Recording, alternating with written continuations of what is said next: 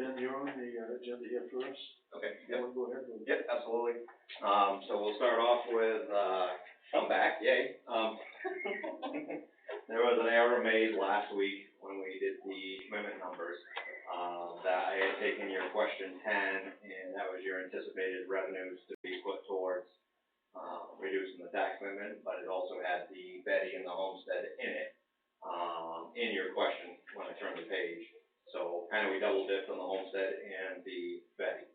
So thought the mill rate dropped a little bit, that's why. So what I have right now for you is correction. And you got three options, whatever you guys want to do for your overlay.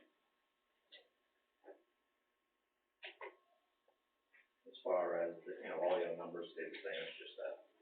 And the school, I guess it was an issue. Yeah, cool. So we got those corrected now. So here's your, down here would be your overlay. So if you were to only go with $1,636 an overlay, the mill rate would be $1,520. I'd probably say that's lower than you want to be. As I explained before, you guys have raised and appropriated $10,000 in your municipal appropriation to cover abatements, which typically comes out of the overlay. So the other option you have here for your overlay would be $48,5973. So in my brain, I'm still looking at that as $14,000 because you already have $10,000 set aside for your abatements, and that brings you to a mill rate of $15.22. If you want to go higher than that, then your overlay would be $96.94.16, $15.25. So realistically, between the three, your mill rate's not $15.20. $15.22 or $15.25, not huge drastic jumps, but you get a little bit more on your overlay, just in case there's some issues when you do that work. Like I was explaining to Deb, there isn't really a question on your ballot that you've already got the 10 grand covered. You get 10 grand covered, you don't have permission right now to use that overlay for anything, it's just. So, yeah, so if we were to go over the 10,000 that was voted for, then we would have to come back and vote on this, whatever the overlay would be. Yeah. It's 15 or 3. There's no free left.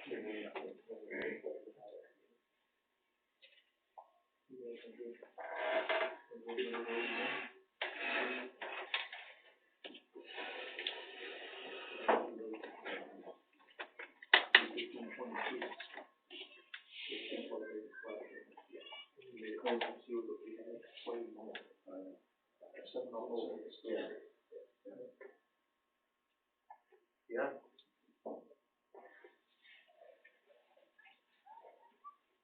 I'd rather have a little in there than if I'm wrong. So we don't get the leaders in that town. So presumably she's already got 10,000 on top of that. Okay. Yeah, so if you ended up with a situation, let's say that you ended up needing more money for abatements, for example. Yeah, we did that one. Well, like I was telling her, I said it's not in your warrant for your town meeting to use the overlay for abatements. You'd have to have permission from the people to be able to spend that money. Otherwise, right now, they're just looking to restricted fund balance. But it is there to be able to be used by most people. And I can do any number that you want. If you had a different idea, I got that computer up, and if you wanted to throw a different one, but I'm just kind of throwing it out at the board to see what you guys want to do. Everyone would do that to me. I like last week's number. I really like that. You sure? Yeah. Me too. I apologize. With all, the best intentions, it was wrong. Yeah. So we got to make it right here and stuff. So I do apologize for any errors. well, this could be this could be a lot worse. Yeah. Yeah. You still picked up whatever it was last week. Your numbers didn't change up top for real estate. So you brought it in last week. It was like $3 million. I think they picked up. Yeah, I think it was 145 last year, I think. So you're up 4 grand. Yeah, that's $3.5 million they Yeah. picked up in real estate. Yeah. Personal property is still where it is. We're going to focus a little heavier on that this coming year. A lot more education is what I'm seeing. As going through it this year. I don't want people that didn't comply at first, but then I call them up, talking through it, things like that. And it's more education. We're going to do a little bit more outreach and education this coming year. So. let's go with this one here, then. You Yeah. guys are agreeing home. Alright, so then what I got here, is put the sticky notes on it, so I'll move this one there. And there. This is a 1521. Yep. So you did the overlay of the 4,800? Yep. Leave it upside down, making sure that we do.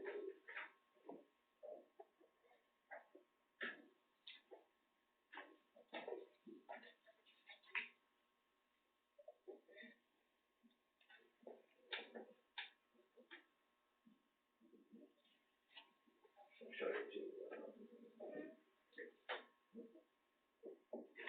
This number here.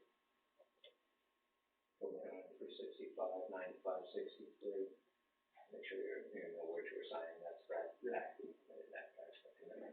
So, yeah, when you look at these, those are the numbers you wanna make sure match. Same with this page here, the same number. So, 365, 9563. So that goes with that number.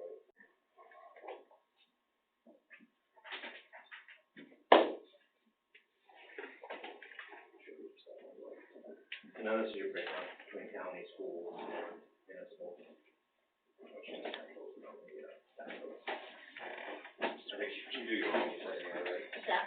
Sure, does its own allocation. I don't remember. After I put in the numbers, it'll do, Yeah. it'll do its own commitment. So I got it here for you if you want it, but if you want. Yeah, no, I just gotta input these numbers and it'll, so once I dump totally from vision to trails. Yep. These numbers should match the real estate personal property, if not, you'll be getting it wrong.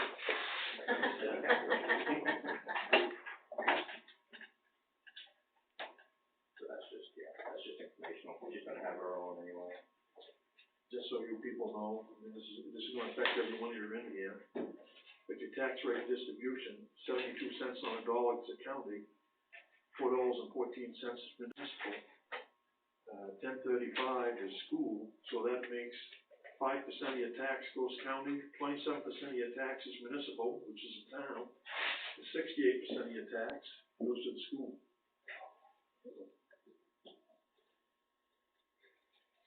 You also have your commitment book for last year, so I'm gonna pass it to Deb, but ultimately, if you wanna take a look at that, that's your commitment book, that's how we do it, it's all hardcover like that. But you don't have to do that, that's different from us. How we do it, for account, the assessor's responsibility. Well, we're paying you, I guess we gotta let you do it, right? We get a discount, because we send them all up to, Oh, okay, so I don't have to do it this year. Nope.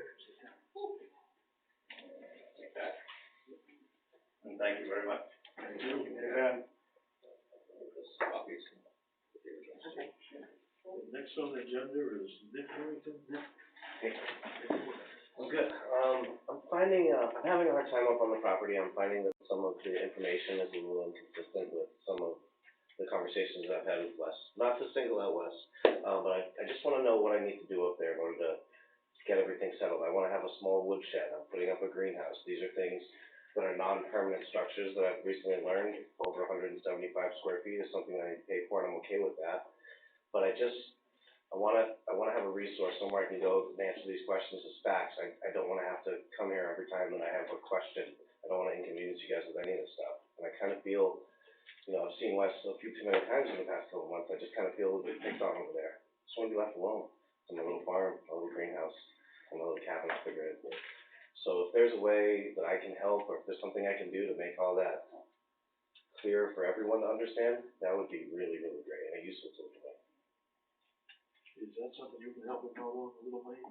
We had some brief conversation. I visited him maybe 2 weeks ago. I thought, things were clear.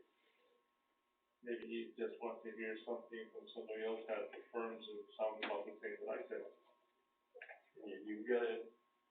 You can publish something that's in writing and give him a copy of that too. Yeah. With all the things it's just with all the things in the past 2 years that I've had to deal with the shoreline zoning, with everything. I just feel like there's a lot of inconsistencies in the answers that Les gives me by the book. He answers the questions exactly how he should answer out of the book. But I just think it creates like a huge gray area where it doesn't really answer all the questions. and I just want a resource, so I can follow the rules and not have to bother anybody with this stuff.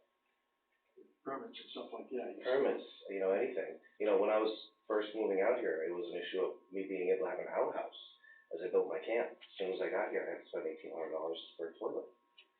So these are just, with the minimal expenses that I have, these are things that are costing me a lot of money.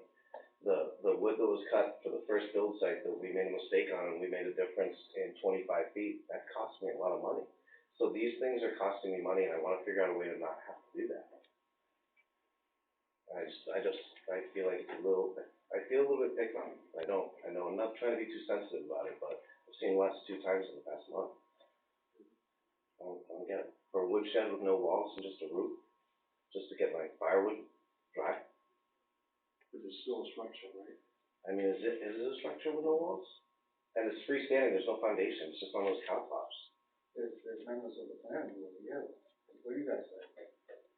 I just see everybody with these 10 by 20 foot shelter logics in their yard all the time. Do they have permits? Yeah, so I wanna find a consistent thing that I can get the answers for. I don't wanna have to do this all the time. Portable buildings. I hate them myself. I don't think they like them. I don't think they're, look good on your property. And some of them do, Oh, I agree. some of them don't. I agree with you, yeah. But that's how you get around it, because they are a non-permanent structure. Well, with this woodshed with no walls and on cow tops, that's not a permanent structure. I'm just putting it somewhere so I can keep it close to the house this winter. I don't know if it's gonna be there forever. I'd point you back to Yeah. Wes, he's a code enforcement officer himself. Got to work with him a little bit. I mean, I guess that's my only option at this point. It's just proving to be pretty frustrating. And again, it's a woodshed with no walls. It seems silly. I have a chicken coop that Wes was really insistent that it was a tool shed. And I have, several dozen birds that provide me eggs. I just feel like I'm being picked on. I don't like it. So I just want a place to get the right answers. And if Wes is the only place I can do that, I don't feel as if I'm getting the right answers. If you look on the website, town website, of the land use ordinance. Yeah. I've tried looking at a lot of that stuff, and I call different places and I've talked to other code enforcement officers to ask different questions. I know it's different per town, but just to kind of get a read on this. And I just, there's no consistency to it, and it's costing me a lot of money. What does the freestanding woodshed cover, a permittable item? The structure is a roof that's supported by walls or posts. And that's what it says in the book.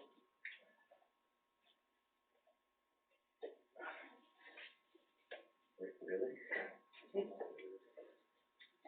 Tell me, have you come to initiate a permit for your woodshed? No, because I Have don't. I gone to you to initiate a permit for your woodshed? Yes, you have.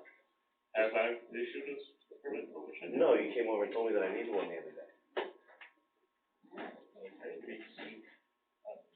Through this conversation, there's another step further to go. Okay. It's your first outbuilding that's less than 144 square feet? Sure, I guess it's an outbuilding. I don't see it as an outbuilding, that's my only confusion. Hold on, yes or no? It's Yeah? 10 by 15, yeah. It's free. First shed on your property, under 144 square feet, there's no permit necessary. No free.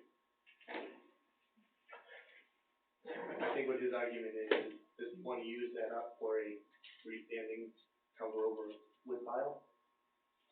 That isn't affixed to the ground, that can move at any point in time. And it probably will have to move because I need to put it near the house for now. It's not so much the price of it, it's more the principle of it. It just doesn't seem right to me. And it creates the gray areas when it's just reading what the words are in the book. Well, the book is pretty old, according to a lot of people I've heard. So, I just think there should be some consistency in that instead of matter of opinion. I guess that's all I have to say. And I'll get my permits. Again, it's not the price. I have no problem with that. But I just think that everybody has the right to get the right information. That there should be a consistency across the board.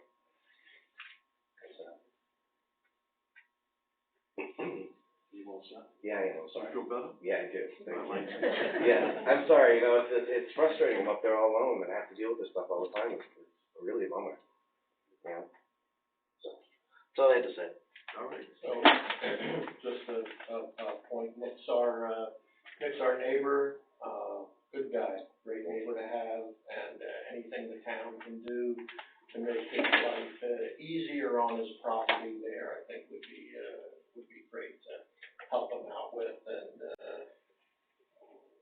Wes, originally, we were all confused with the 75 versus 100 feet in the land use ordinance versus the shoreland zoning and stuff, and I think we kinda, ran Nick around a little bit like that, so anything we can do to put things in writing for him and make them as clear as possible. When you initiated to the point to initiate a permit to build there were conversations about 75 feet, but it was written on the permit 100 feet and you signed it. No, the first time you came out and talked to my woodcutter, and you made the area, you marked the trees, and then you said a couple weeks later that you had made a mistake, and I had to move the house back again. I think that's what Matt was referring to. Is the fact that you had said 75 feet when it was 100 to my woodcutting guy. I don't think we need to debate it right Okay. now. No. You are all welcome to come and get eggs and vegetables all year round. Please come up. I got plenty of cucumbers if you're running low. Yeah, great. I didn't do great with cucumbers. Nick, I want some delivery. I got eggs in the car for both of you. Yeah. So, thank you for your time. I really do appreciate it. The next item here is sometimes we're on videotape, but at workshops, should be videotape on workshops. That's important.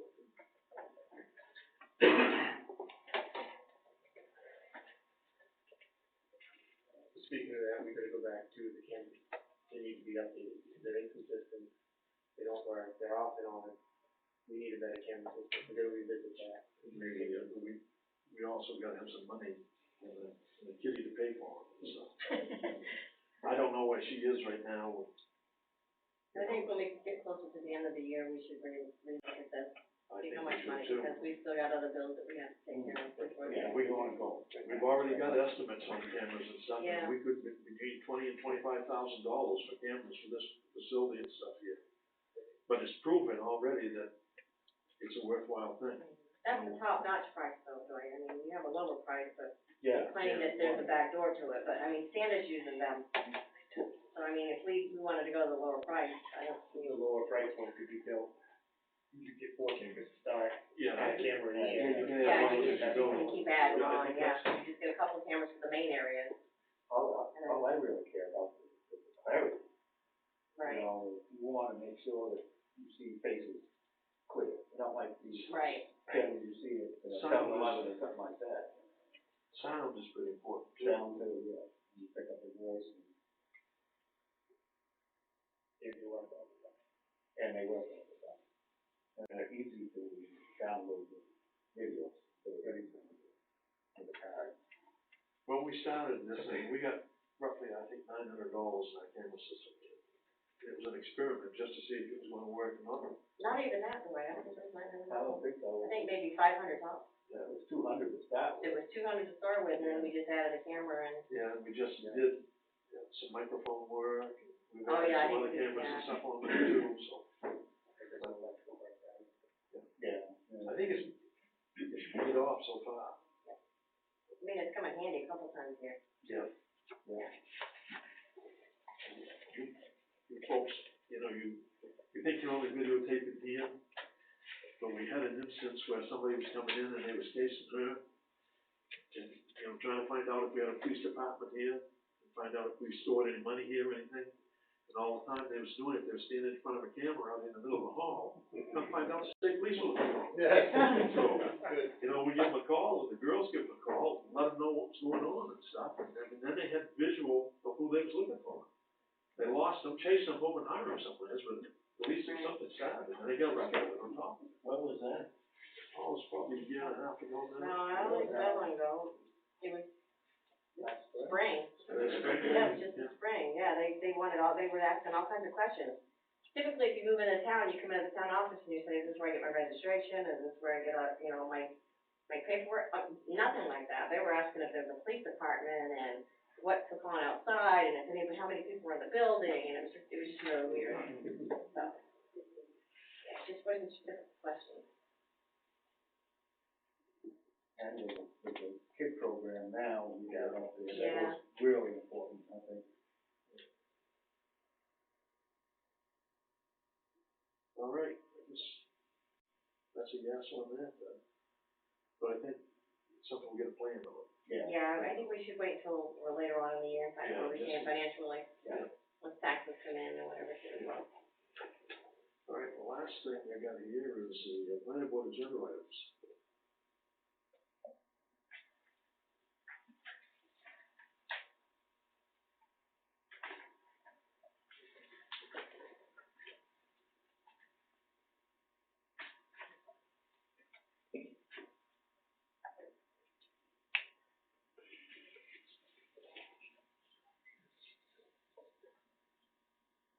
Anybody wanna go first here?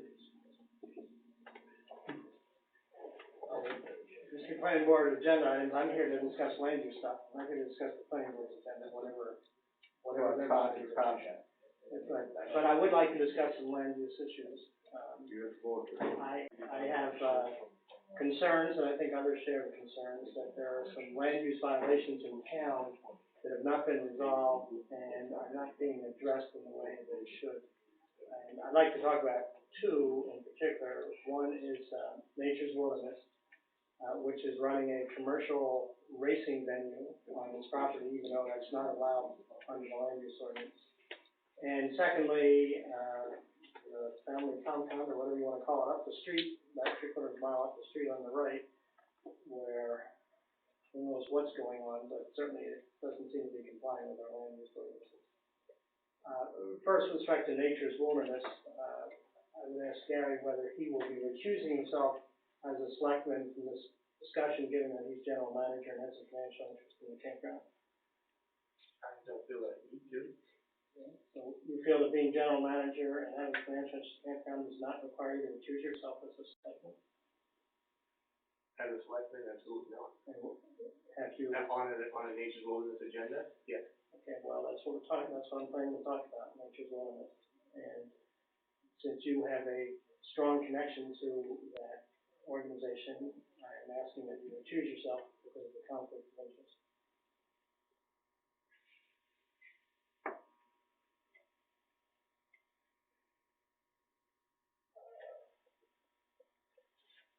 I'd have to talk to the lawyer about that, but if I'm supposed to, I guess I'll have to. But I have an open mind and I can be very honest and open about anything. Well, that's really not the issue. Perhaps you can. The issue is that a public official, when he has a financial interest or other strong interest in subject matter that comes before the public official, that official needs to step aside and let others handle it, even if that official feels they can be fair.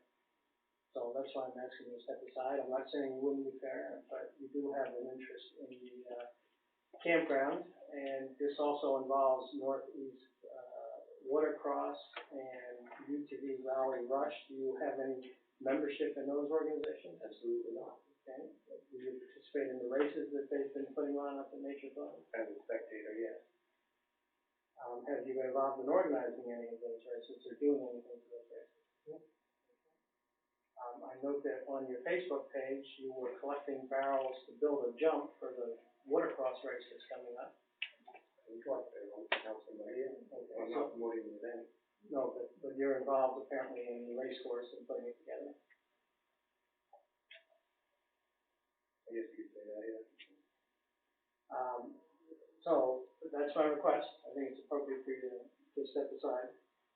I will refrain from voting, 100%, yeah. Well, there's no votes tonight because this is a workshop.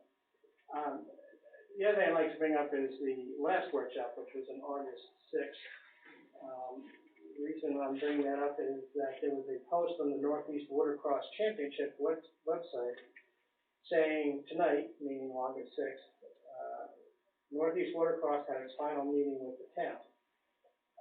So first was Northeast Watercross here at that meeting. Did they have anybody present?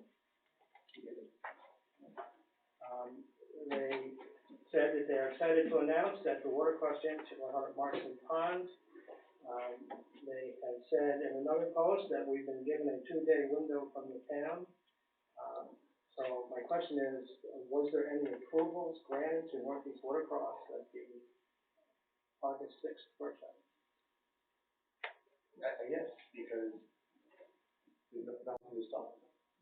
And it says even from the town attorney, there's nothing in the ordinance saying that they can't have on private property an event. This is a commercial racing event. It's an event that charges fees for people to come in. There are prizes.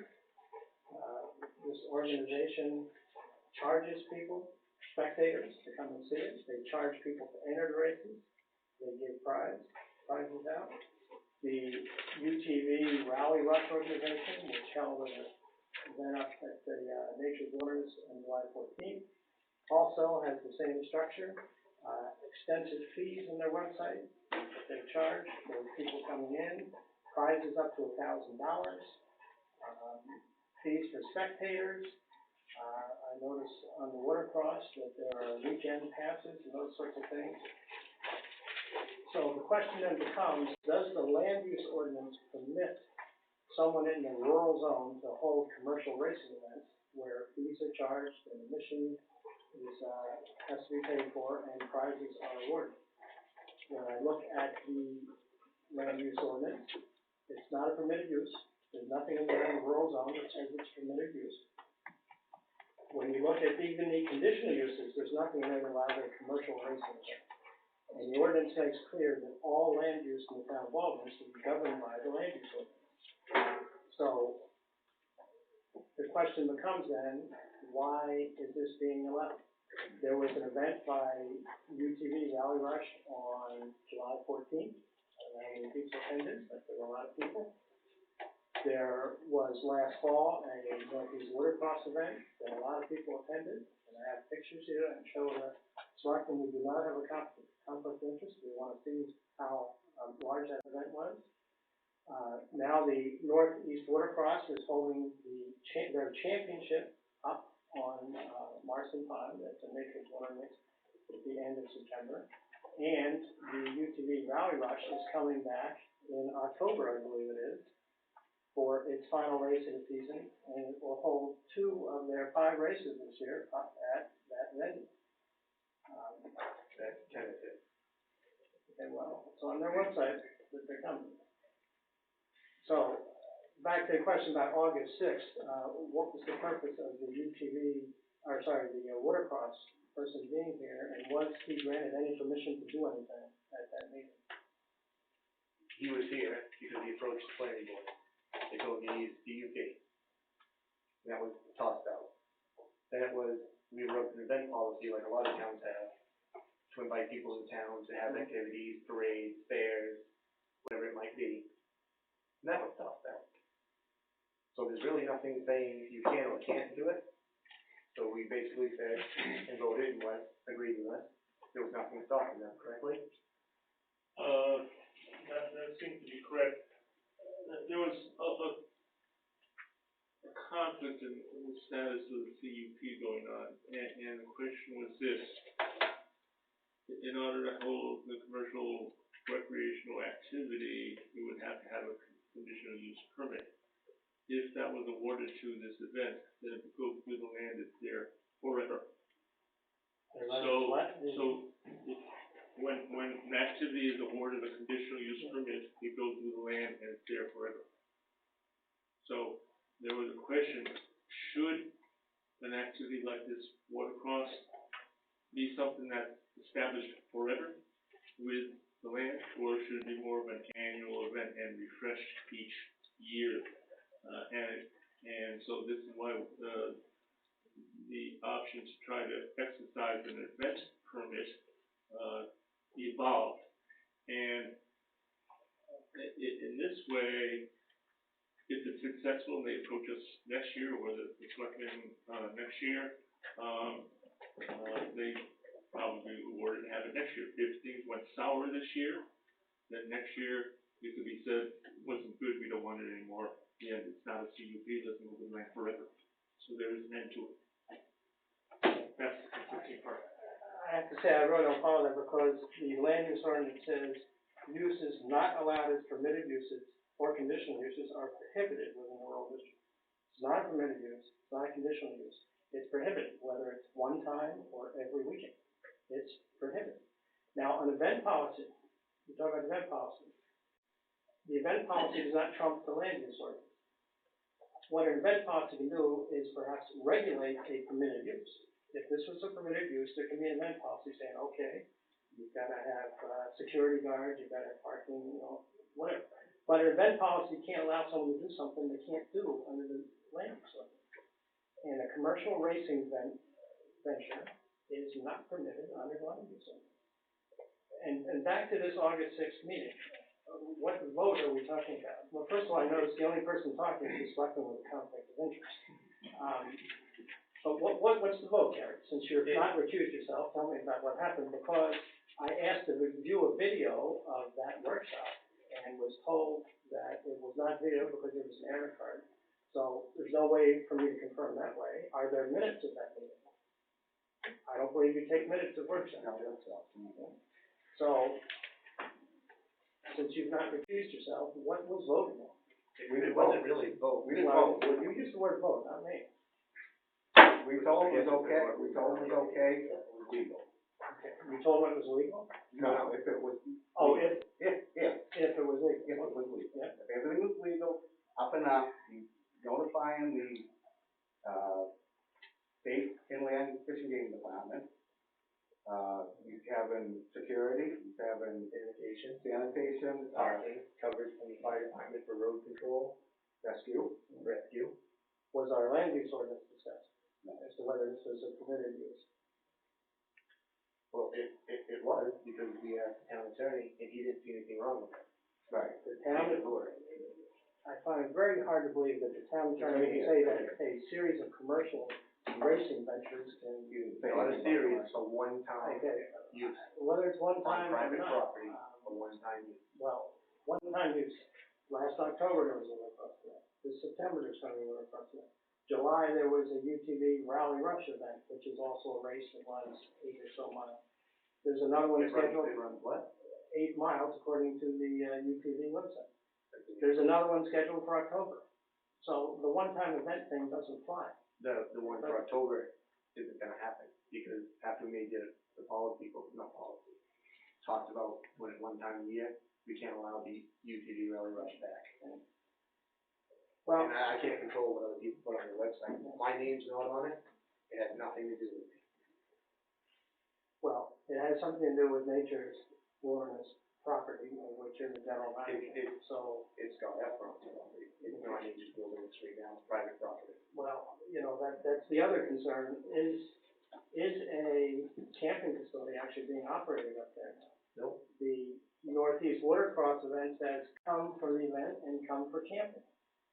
And then there's a link on their website. It says to it says camping on their website. Camping. Can you show me that? Sure. There's a link then at the top of that page on the website that says NWR, which I assume stands for Nature's Wilderness Resort, reservations. And when you click on that, sure enough, you're taken to the Nature's Wilderness website.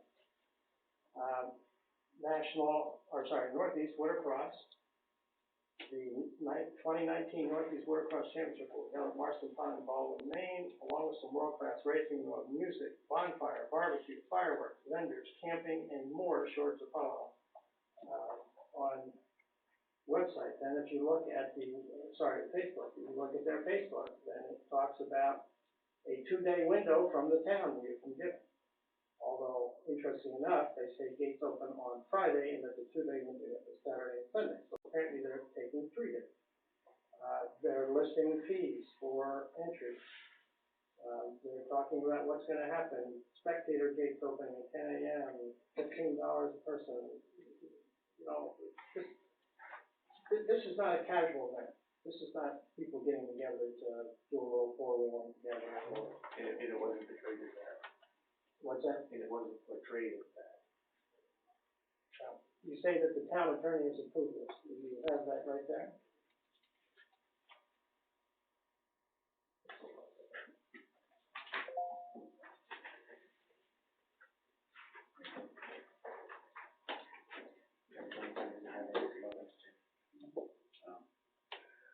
be all right to take a look at that, Jim? Thank you.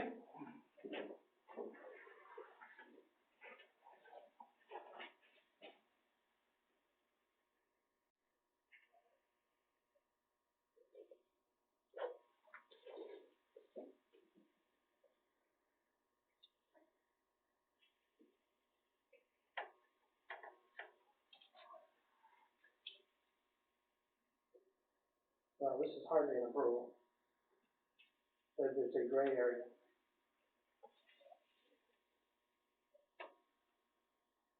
If completely uncontrolled or excessive in time and space, such use could violate the zoning ordinance. Was the town attorney told that this is a commercial racing event in which I assume dozens of people are participating in racing, and spectators are coming in and prizes are being awarded? This is hardly an approval. It's not even close to an approval. I come back to the same thing, which is the land use ordinance only allows what's permitted to occur, and nothing else can happen. And it doesn't matter if it's a one-time event. You know, what if I wanted to have a one-time event, a rock concert on my property, that everyone would hear for 5 miles around? I can't do that. They're gonna get tickets for that. Yeah, you know, there's no exception anywhere in this land use ordinance for one-time events. You know, There's nothing saying no either. oh, yes, there is. It says in the land use ordinance, all uses that are not permitted and are not a conditional use are prohibited. Does it have to It's be very clear. non-commercial, if it's non-commercial? It doesn't distinguish between commercial or non-commercial. But say I wanted to hold an event on my property, what about First Amendment rights? If I wanted to have a church group come in, I should be able to. That's So another. why do you have one group that can and another group that can't? Well, this is the ordinance. If people don't like the ordinance, they should vote at town meeting to. We're gonna be looking at that. But the ordinance is very clear. The use is not allowed as permitted uses. The uses are prohibited. When you look for permitted uses, there's nothing even approaching this sort of thing. Then that's, I would say that's a violation of First Amendment rights. Well, no, it isn't. I mean, a commercial racing venue, there's no right, I mean, I'm First talking about Amendment right. private. there's no First Amendment right to hold a commercial racing venue on your property. Absolutely not. Yesterday evening, looking on Facebook, saw my friend Joe Pierce's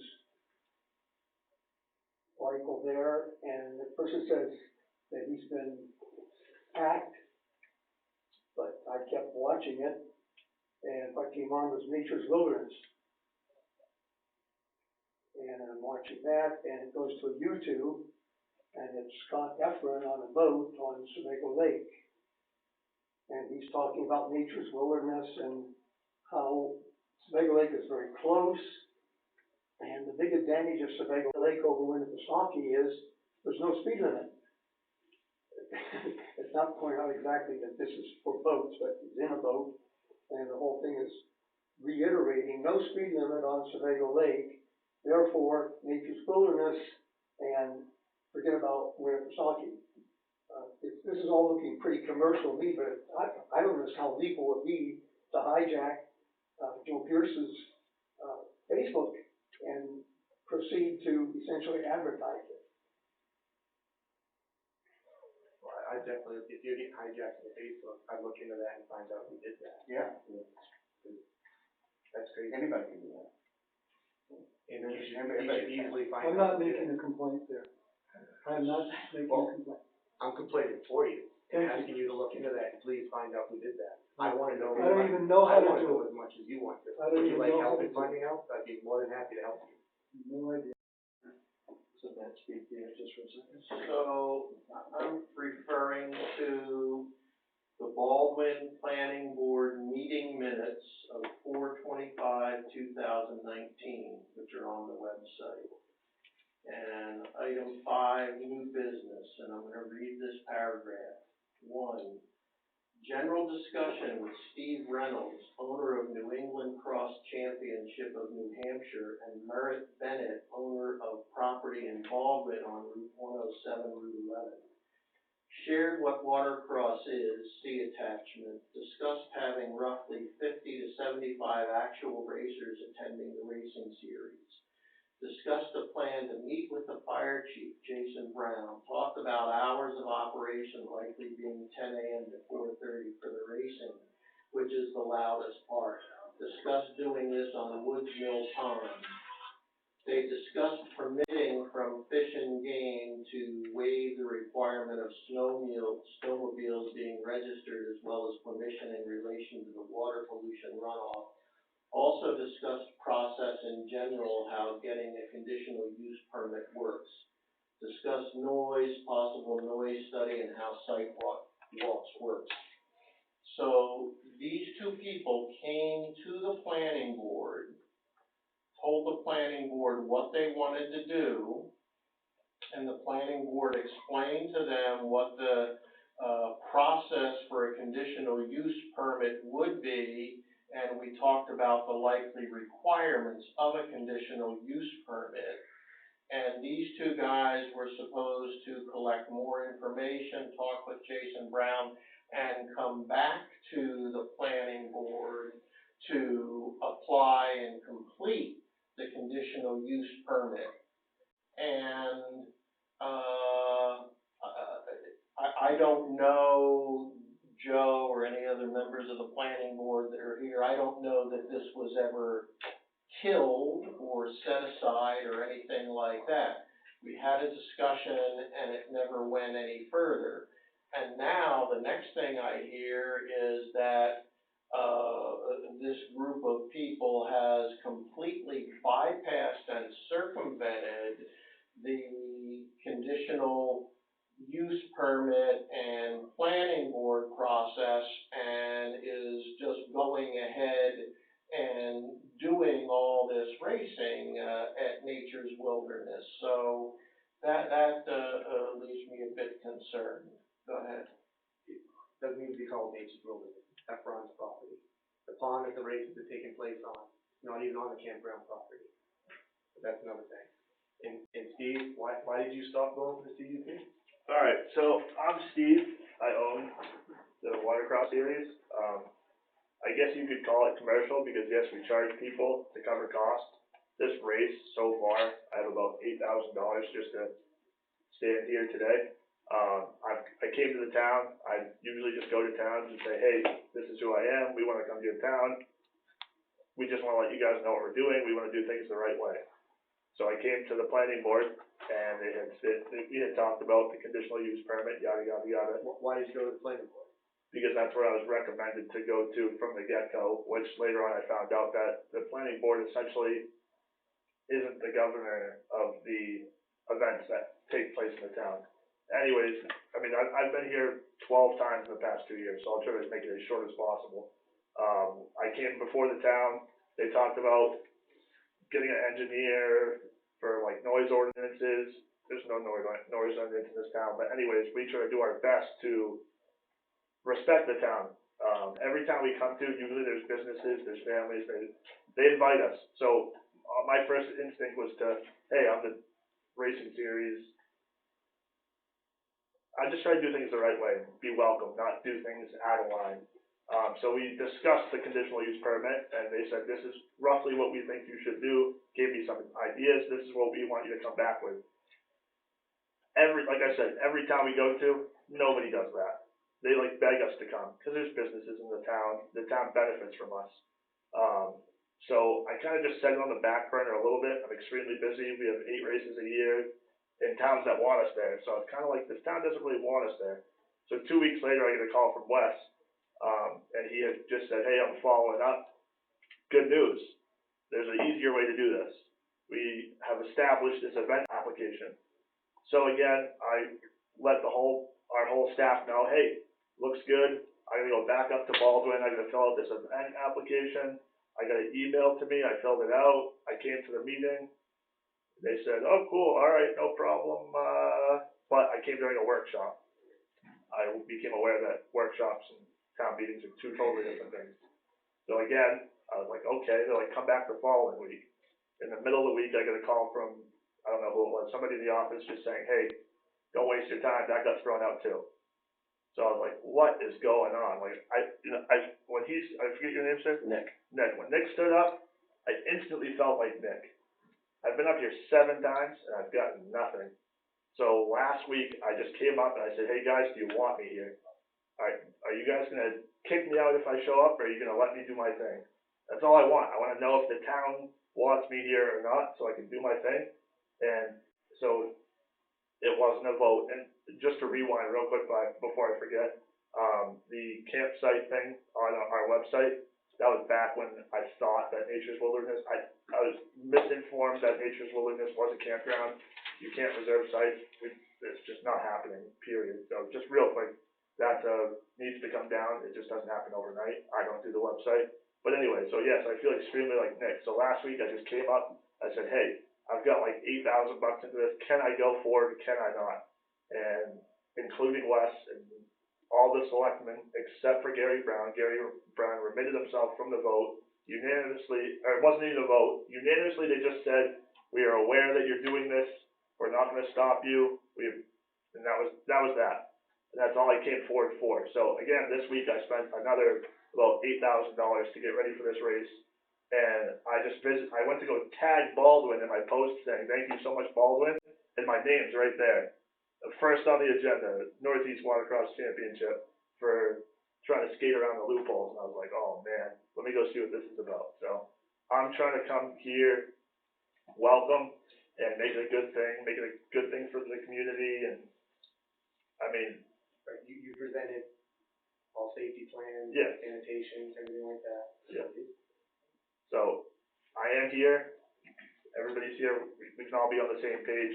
There just seems to be a lot of misinformation and assumptions, which assumptions cause chaos and misinformation and stuff like that. And there is some error in this because it's been a year going thing, a year in the making. So I personally have posted things that I probably shouldn't have before receiving the dead accurate information. But I mean, a month ago when they said the event application will be good, you're all set, I posted some stuff, and then that got tossed out. So, again, like Nick, I just wanted facts, and I wanted to know whether I was welcome this town or not, and that was that.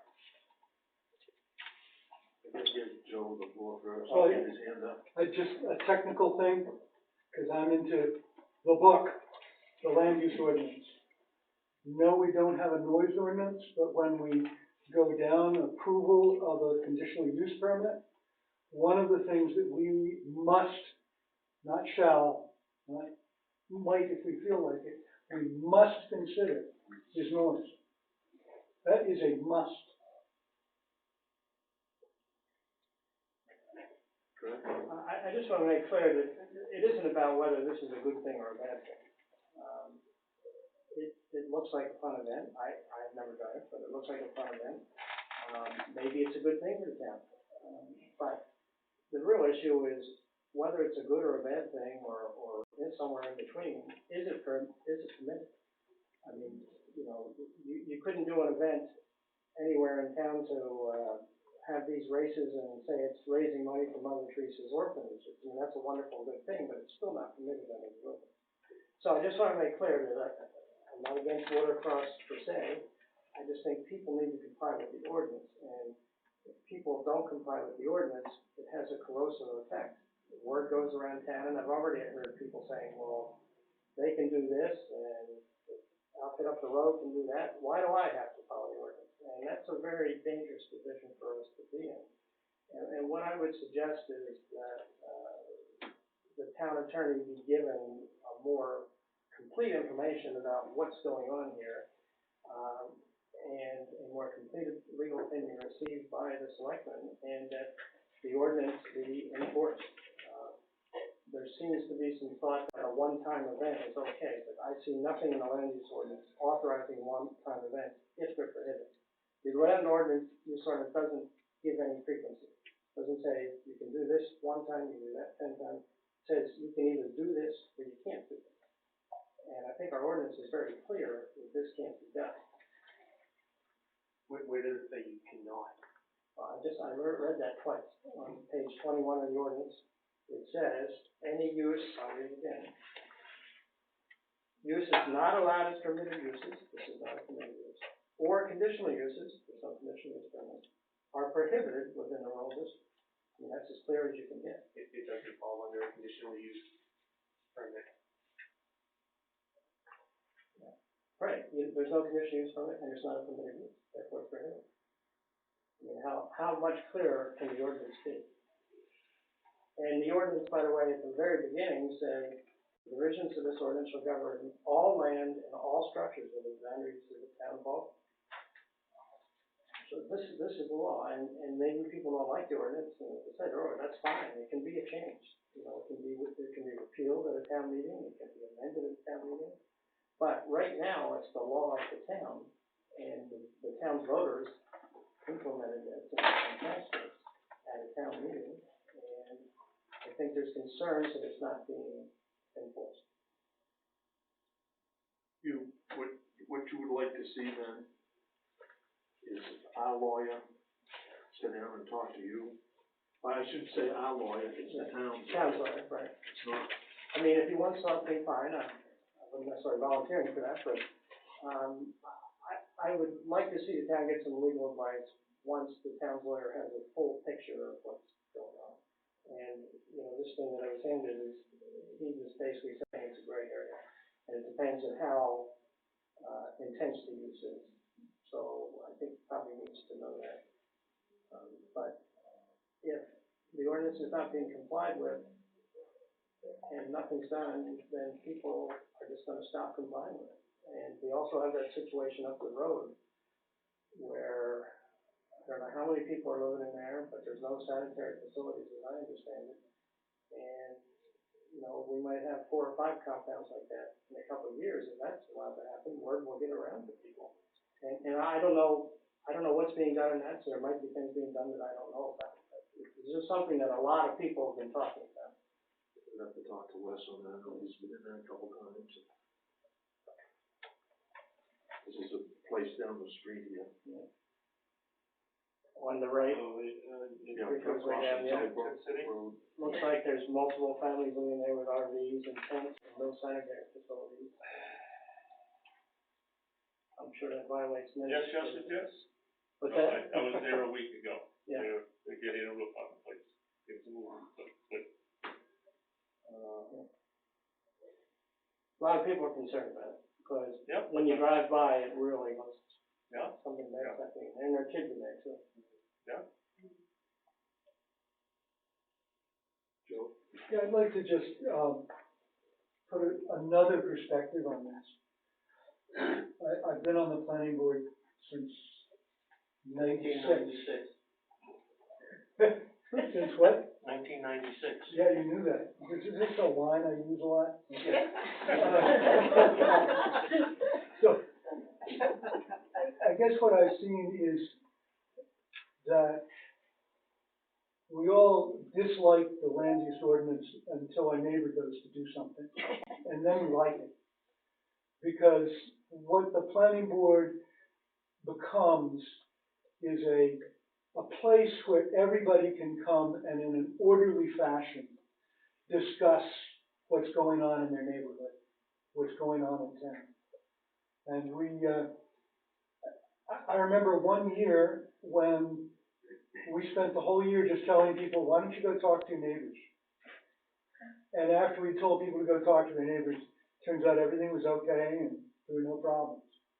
But they needed that official town body to come to. And we need to be notified that something's going on in our neighborhood, and we should find out what it is. And I think this is what has been missing. I think this is why you have a group like this, which is, you know, bigger than some town meetings I've been to. So I think the message is, please include people, and I think that's what's skipped here, is people in the town. I think the event policy that we started right now and stuff, and then we rescinded it, and wanna work together with the planning board on it, I think that's gonna be a good thing. Yes, exactly. You know, it'll help either side know and stuff, I mean, there's some stuff that we're talking about it tonight that I didn't even know. Yeah. You know, so, That's why you gotta take your time. I was very frustrated when I chaired the school board, that it would take 3 months to get a new policy implemented. But what we did, the first month you read it, and you assign it to a committee, and the committee goes out and you talk to people, and you get all kinds of opinions from around the district. And by the time you've got a policy in place, then everybody's had their little compromise made. And I think that's what has to be done. If we're looking to write an event ordinance, or not an event ordinance, an event, portion of the land use ordinance, we have to take our time, we have to do it slowly, so that everybody gets to know, anybody who wants to know, gets to know about it, and gets to have a say. We all need a say, boy, No, Yeah. and I agree with what's happening here tonight, everybody's here and everybody can talk, and we talk this out and stuff, I think that's a great thing. And I would have brought people that are for it, and I could have brought as many, if not more, for it as well. So you're saying you're partisan in this? What's that? Well, the white flag, because then that's supposed to. You're in favor of this, and you have an interest in campground, and you're not stepping down on the select board. You just said that you would bring in people to argue a particular position. I didn't say argue, I talked about. We know why you would bring people in it, but really, the issue's not whether it's, the issue's not whether it's good or bad. I mean, I'm sure there are people who will come and say, this is a great So sport. if we just have to throw this stuff around, I'll go, if this is definitely against me in the campground. If this was somebody else doing it, That's this the would way be I look put, at it, too. this would be put into a lot It's quicker. a policy, it's not personal, it's a policy. It's the law of It's the the land town. use ordinance. Yeah, the problem is that it sounds like the law is the law unless somebody wants to do something different. And I have no connection to any of the players here, but I do have a connection to the law being upheld. The reason you have laws is so that it isn't done by who knows who or who wants something the most.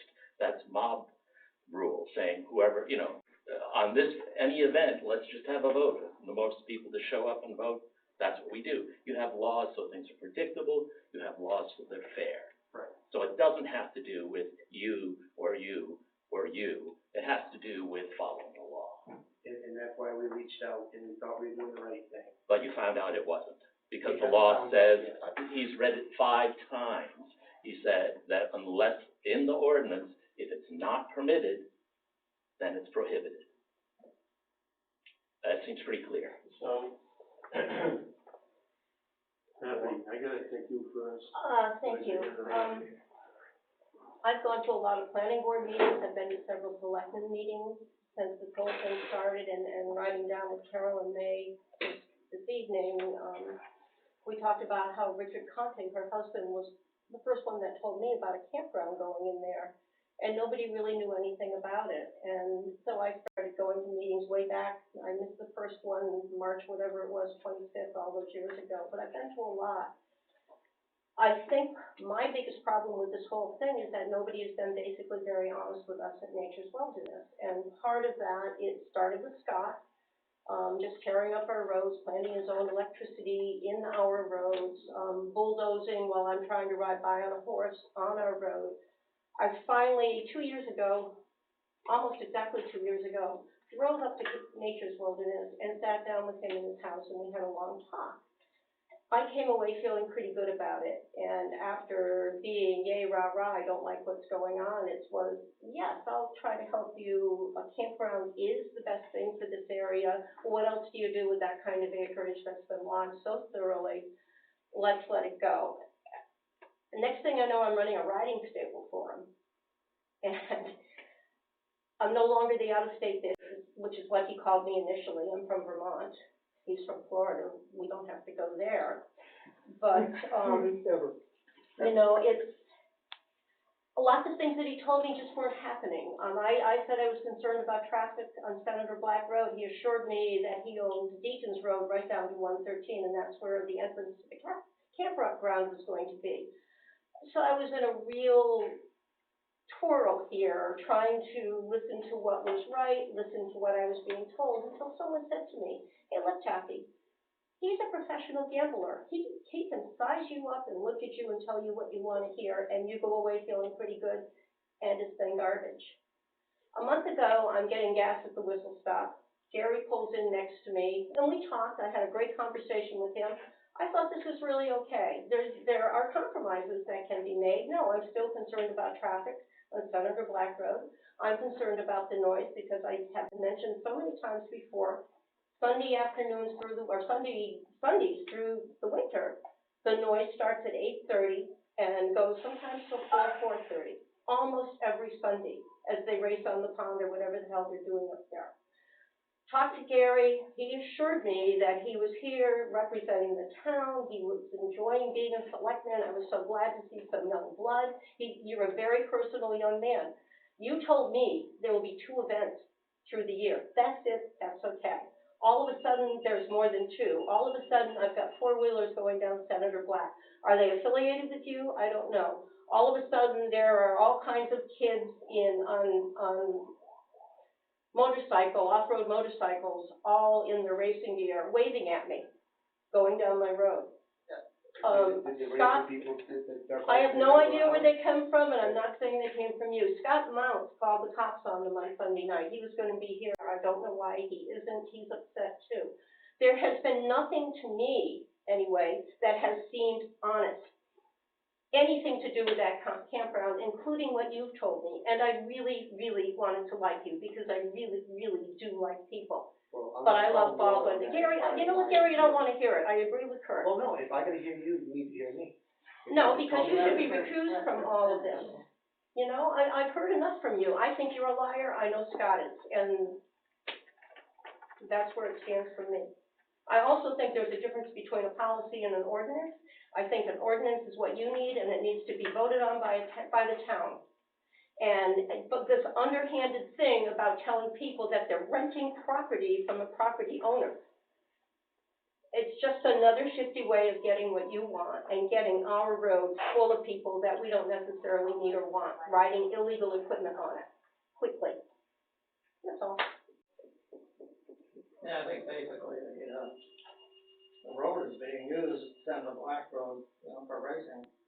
Maybe not by anybody who's associated with racing organizations, but, the kids who come to spectate, and they're gonna try to imitate what's going on.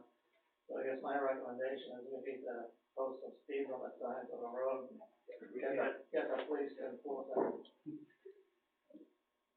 I agree with you, but I know what it takes.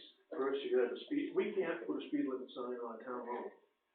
We gotta have the state establish the speed limit. Usually, we've called a couple times on this, takes 2 years to get it done. Yeah, I would like to have the speed limit put on Marston Road. I'm posted that road 35 miles an hour. 35 is way too fast for that road. Yeah. But the state will post it at 45. Yeah, I know, it's frustrating, it's wicked frustrating working with them, it's trying to get something changed. We tried it on 107, we tried it on what used to be Smart Street, which is now Fremont Avenue. You know, they're very hard to work with. As far as law enforcement, we had a meeting with, Sheriff Joyce the other night, and they'll be by whenever they can. They're mostly focused on across the lake. That's where we are. If we want more protection, we gotta pay for it. There's 2 sheriffs on, from Harpswell to Harrison. That's all there is. And they'll call, and when you call, they'll come. But they might be 2 hours getting there. You know, and it's about $175,000 a year to bring a sheriff in the town. If it's a real emergency, we're gonna bring up some standards. Standards pays for their own. That's why you don't see them here. I'm just telling you this so you know what we know. You know, it isn't, when I first thought, I thought the road commission could go grab a sign, put a signpost up, can't do it. You know, it just don't work that way. So, with my several years on the planning board, what I've seen is a use of the land use ordinance to control and regulate commercial activities in the town. And I think it's a very, very dangerous precedent to allow commercial, profit-oriented activities on personal property without some kind of regulation by the town. Because I'm not saying it's a good thing or a bad thing, whether it happens on Woods Pond or Marston Pond or any pond. The point is that if we don't manage it through the rules and regulations of the town, then we have no control whatsoever about what people do on their personal property. And that's not a First Amendment issue. People can do what they want on their property, by themselves, with family, with friends, with things like that. But when you start charging money and making it a commercial event, then it is the fiduciary responsibility of the town to manage that, because that's what the select board and the planning board are here for. They're here to protect the citizens and the property of Baldwin from dangerous traffic, air pollution, crowds, whatever it is. That's what the rules and regulations are for. And if we allow this to go forward with multiple events where, you're having hundreds of people and prizes and porta potties and camping, and I mean, it's a mini concert, it's a mini Woodstock, this sort of thing. And whether it's racing or whether it's music or whether it's fiber,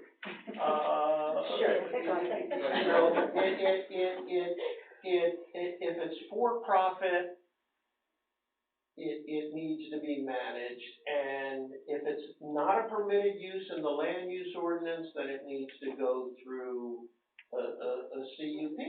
That's the way things are set up to work for the protection of the people of the town and the town's land and resources.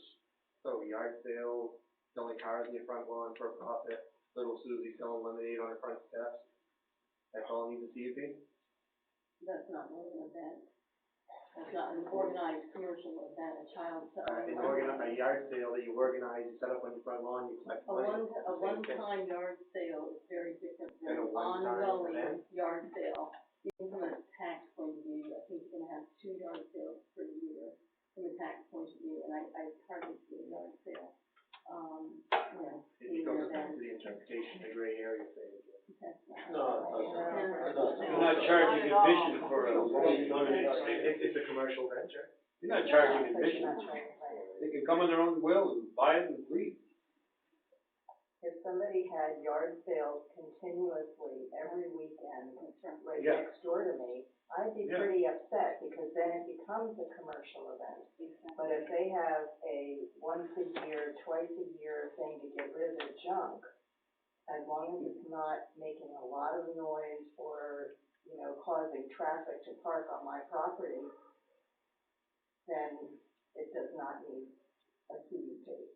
But if it is, I know everybody's gone past places where it says it's a yard sale, but they're there every weekend, selling stuff. That's different.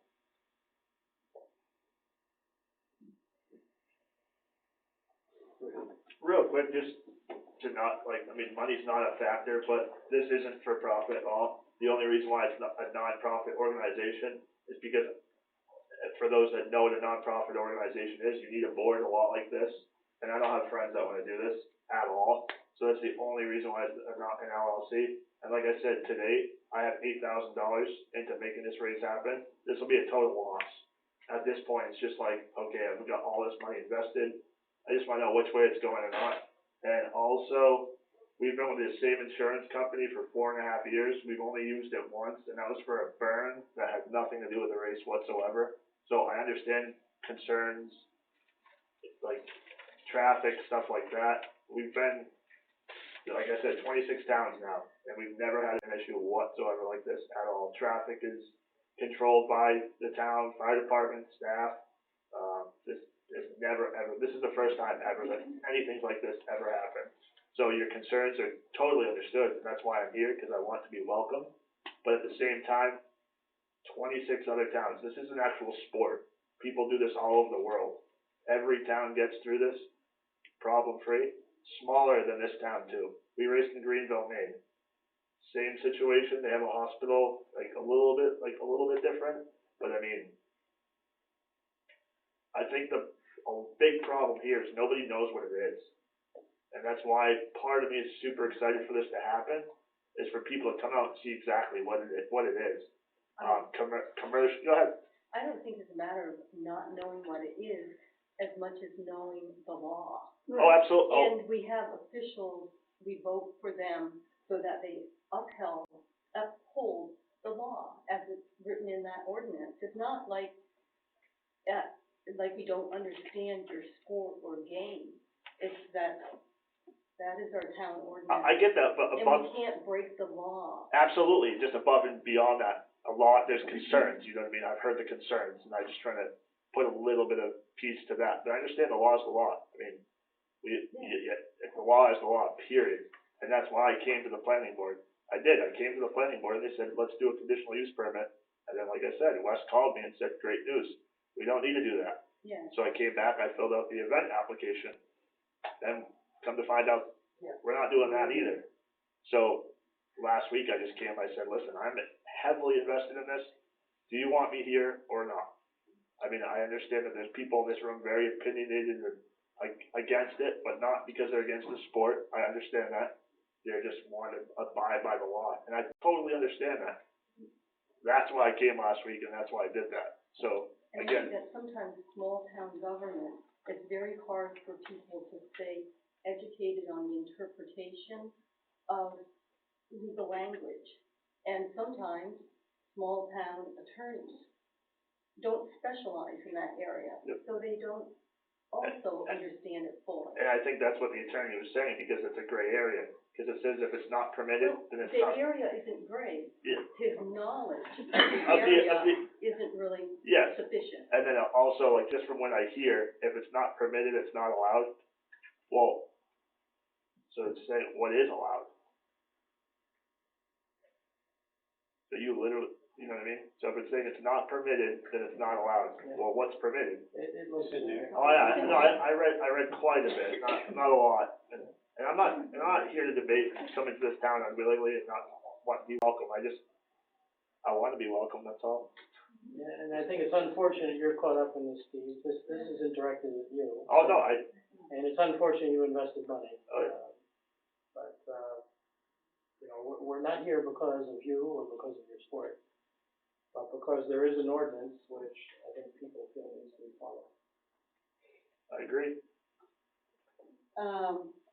So, I just wanted to say, similar to Kurt, that I'm sorry you got caught up in the middle of this.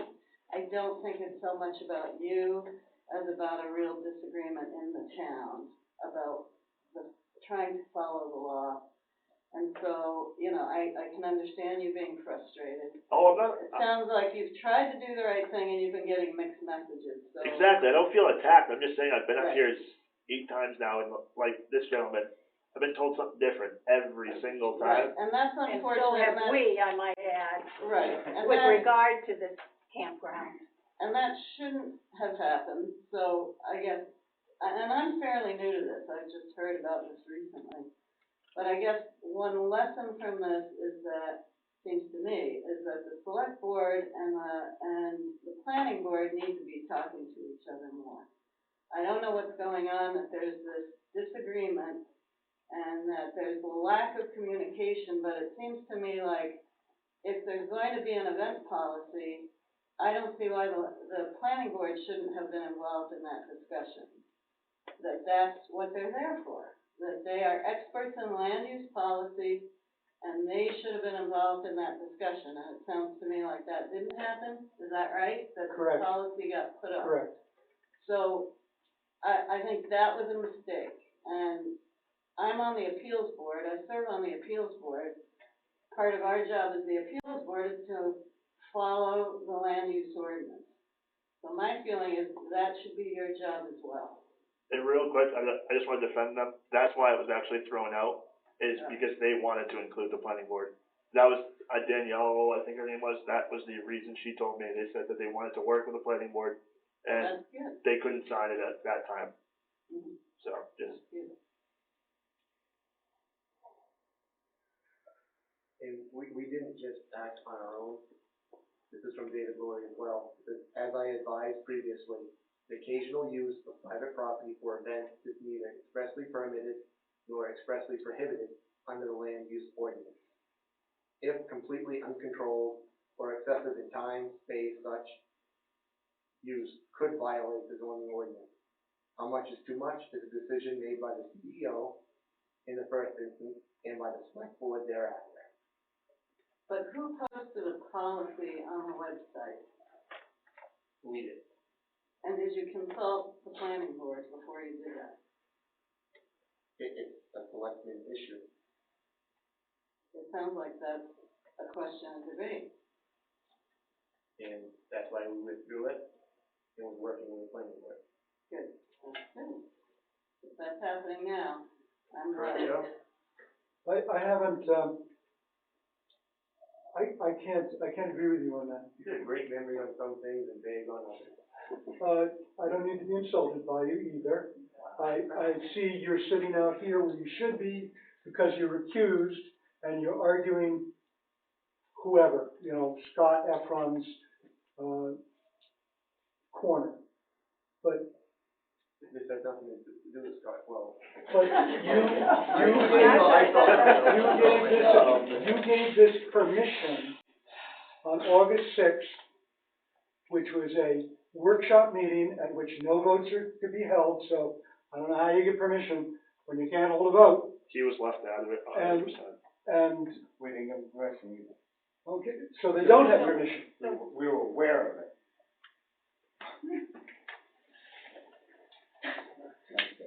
But Are you- no, we were not, before then, we were told that this, policy was rescinded, and apparently, I mean, I don't know if you gave him permission or he didn't, but he doesn't have permission now, is what I'm hearing you say, and I don't know what's going on, I got no idea.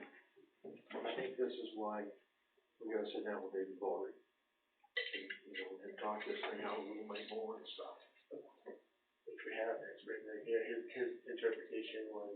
Sometimes, it's like you and I sit here talking back and forth, we can work stuff out quick and you can talking with email. Yeah. And I'm not upholding one or the other, either way and stuff, but I think maybe we gotta take this one more step. We could get more detail. Yeah. Maybe they show the website. He's not a small town lawyer, Well, just so you know. there are a lot of specialties within the field of law. Yes, ask this man right here, he knows them all. Yeah, And and you're I'm 100% sure right. he does. Yeah. But, and it's very hard for a general attorney sometimes to interpret the intricacies of law. He does represent. And where you have, that's where specialties come in. And I'm sure I'm not telling you something that you don't already know. I learn something every day. How long has David Roy been representing the town of Baldwin? He was brought on for the tower. So whenever the tower was going on. 15 years now. Yeah. Yeah, he knows municipal law, there's no question. But, there's an old saying, tell me the facts and I'll tell you the law, and that's what he's saying in this email here, which is, it depends on what's going on. If he knows more detail what's going on, he'll issue an opinion. But clearly, he didn't seem to have the full breadth of what's going on when he sent this email. I'd like to have you two guys sit down. That'd be fine, I'd be happy to do that. If you'd like to. So, okay. What's that? He's going on this week. Oh, is it? They do it. So they're going to do it. Oh, he's going to, might not be next week. Okay. Yeah, you're right, he's going to Budapest or something. Yeah. You get something common to talk to about. Yeah. Even over there too. Not the Budapest. Well, I just wanna thank you for listening today. I know you guys have a tough job, and you gotta watch the purse strings as well, which is always a concern. And no matter what decision you make and things like this, you can guarantee that a lot of people will be mad at you. So there's no, it's a no-win situation for you guys, and, I appreciate you listening, and, I'm sure you guys do it full consideration. Is there anybody else who would like to speak or anything else? Eve, you had your hand up for a minute? Yeah, I just wanted to clear something up, because I got kind of confused there. Did this event policy get created after this gentleman, when was the event policy created? Before, When? Before that. Before that, before they put in for this Policy was event? created after he first came to, The planning board the first time. Oh, yeah. he came to the yeah. planning board Right. the first Then he time, then the event policy was created. And then the event policy created, And he was invited back, because when he left the planning board, he said, okay. And when this event policy, is it written? Can anybody read it? How does it benefit the town to allow it's no an longer- event to happen? It's no longer, I'll say honestly. It's what no it is. longer, It's no longer. I took Okay. ownership and scratched out ownership of all of them. okay, If it So there's wasn't no anything more that I event did by myself policy. Or shady or sly at all. It was Okay. adopted from another town. alright, so when an event policy gets rehashed and everything, who gets notified? Where does that get discussed and voted on to accept an event policy? It'll be an ordinance, and it'll be a, town meeting. At a town meeting, okay, Yeah, if it's an ordinance, if it's a policy, it might be just on the website and advertised like that. And okay, it was presented to David Laurie as well, and he rewrote it and made it less stringent than we had. yeah, The selectmen can pass policy. okay, Ordinances have to be drafted and voted on by the public in a town meeting. okay. Okay, and when you talk about an event policy or an ordinance, somewhere along the line, the town has to benefit from that. Where is there a benefit from the town when it's somebody having an event like this water thing going on here? How would the town benefit from that? Because they're going to be using, or the town resources are going to be used for this, whether it's the roads, the fire department, whatever. We're putting out for this event to happen, but we get nothing for it. And part of the How does that happen? part of the policy was he had to have fire, he had to hire the fire department. Okay, So the fire department's benefiting. all right, that's fair enough, yep, He has to hire the sheriff's department, there has to be a deputy on site, okay, so that doesn't really benefit the town. The Western Stop is our only store through here, so everybody that drives through, gas, recognition. so there were things in place that he would have had to do There's in $100 order, fee, so it $100 fee isn't for the just application. using the town's resources with no reimbursement. Absolutely not. Okay, that's clear, that's $100 important. is cheaper than a land, conditional use permit. And why we did that, because we had to buy, it didn't fall under the conditional use permit. We didn't just go out. No, it is cheaper, I just make an observation. No, it is cheaper, and it's I thought of that, I didn't $75 wanna bring more that than up. the other town. I agree with you, I agree with you 100%. And the reason why we went up to 100, the selectmen, none of you, I think, went up to $125 for a conditional use permit, is so there'd be enough money to pay for the ads and the shopping guide, which is something got left out of before. Next time, if we write an event ordinance, then we're gonna make sure it gets advertised in the shopping guide, so everybody knows what's going on. I don't know your name. Mark Miller. Can a policy override an ordinance or contradict? So it has to fall within whatever an ordinance says? Yeah. Okay. Anybody else got anything? Some people I don't know, so. I just wanna know, is this cease and desist until the law is decided upon, or do we still go down this road until two people get together and say, this is the law and you have to follow it? Is it stop everything now until this place is a go, or you just keep creeping along until one attorney or a judge decides? I think we gotta get the two attorneys together to start. Until then, is it cease and desist with any activities on that property? Personally, yes. My feelings, yes. Thank you. Which is because you can't actually vote on anything right now, so that's. Right, but it's just, until it's settled, nothing, right? Thank you. Anybody else got anything?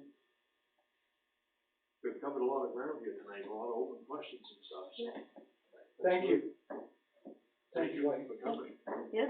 I hope this many people come to the special town meetings and stuff. Is there anything else on your agenda? No.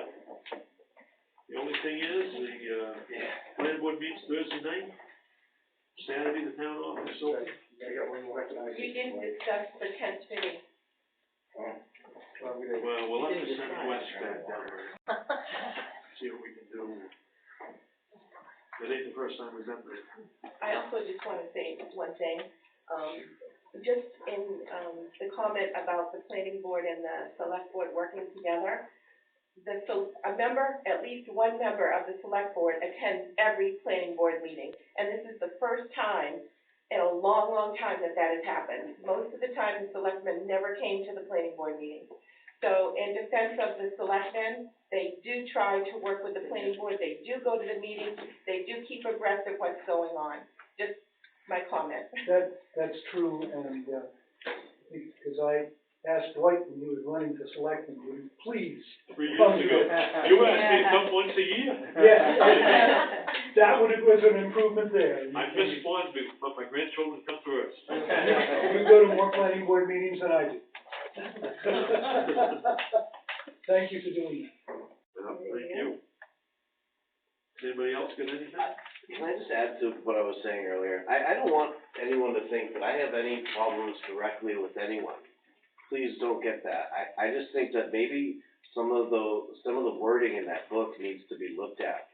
I think that just more details involved in that. I just like we were saying, every phone call I get a different answer, or, I just think that, because Wes is just reading what's in the book. He's just telling me what's in the book. I have no problems there. But it just creates, the face-to-face, that answer in the book, great. But, being able to dig an outhouse or these things, I want a point of reference, somewhere I can go and just get the right answers, not opinions. So that's just all I wanted to add. Les, I have no problems whatsoever. Yeah. I just wish that I had a point of reference. Maybe Danielle could give you a copy of it, so you can look it up. I do. You have a copy of it? I do, but within the ordinance, which is a bit outdated, there are some kind of gray areas. We've been going through that, and we hear that a lot. So, it's known then, so I'm not the only person saying this. I'm What just was it, being affected by it. 1975, land use ordinance was wrote down? Yes. No? But we've been updating it on and off through the years. Oh, okay. I've been looking at some other land use ordinances in the last week and stuff. I see Congress got a list of changes on this, it's this now. So, they're going on and on. That's a good thing. That happens with us. Yeah, it's a good We thing. haven't, necessarily noted what year changes are made or anything, it's just, Yeah, see, they list everything. yeah, we haven't done that. The thing is, Joe, I've seen you guys struggle with that a lot. I mean, you have one opinion, okay, this says this, and Matt may have something else saying something different. It's kind of like, it is not clear. It's why we have a court system, because the whole legal structure in this country is made that way. Yeah. Kurt could read the same law as David Laurie and get two different opinions. So there's some things that are really clear. Yeah. you know, and then you go off into things that weren't invented when that ordinance was. Right. Well, things have changed. Yeah. You look back, I mean, cell phones, we didn't have them back in 1975. Right. You know, just use something as an example, like something, a lot of other things have updated. Computers, we didn't have computers back then. Everything we had was here. Yeah. So, yeah, there's definitely been some change, a vast change. Does anybody else got anything else? Thank you. No, I have a thank you. comment. Oh, okay. Nick, if you had a list of what your concerns were, so that you could list them out, then address them to whoever needs to be addressed as far as a clear explanation, because we're still going back to the same thing. Sure. We either have a policy or we have an ordinance, something is gonna regard what you're concerned about, I'm sure.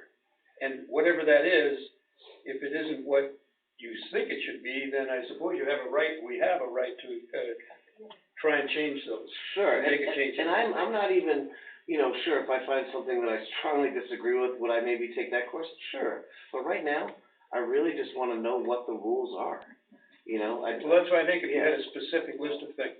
Sure, okay, and maybe I should work on that. Maybe just a written list of these are my specific concerns. Sure. And maybe sure. try and get a better explanation Sure. on it, that's my thought. Thank you.